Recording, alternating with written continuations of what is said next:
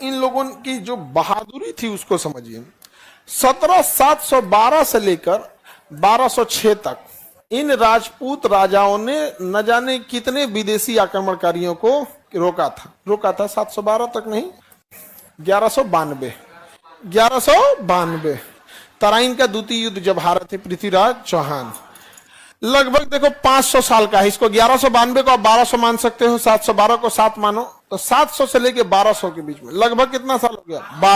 500 साल। कितने साल हो गए?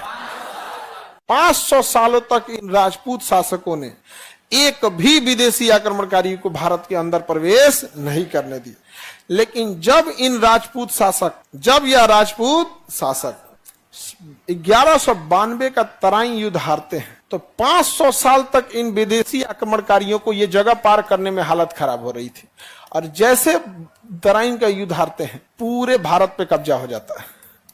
यानी यह दिख जरूर रहा था छोटा, लेकिन 500 सालों तक रोक के रखा था। 500 सालों तक इनका किला गिरते पूरे भारत पर कब्जा हो गया विदेशी आक्रमणकारियों, पूरे भारत। तो बड़ा बलिदान दिया इन लोगों ने। एक बड़ा कारण है राजपूतों की जनसंख्या कम होने का कि तो आधा से ज्यादा तो शहीद हो गए। एक बड़ा कारण है इनकी संख्या ज्यादा न होने का कि न जाने कितनी राजपूत छतरानियों ने जौहर कर दिया।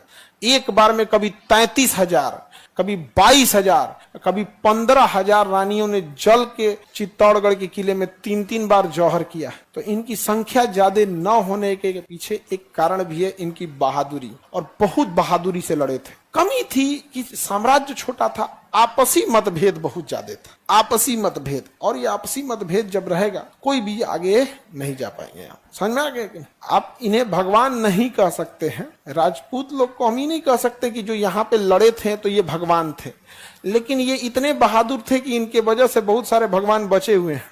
नहीं तो जिस रफ्तार से विदेशी आक्रमणकारी आए थे ना, कुछ भी नहीं छोड़े रहते, बहुत बहादुरी से लड़े थे। समझ में आ रहा है? दूसरा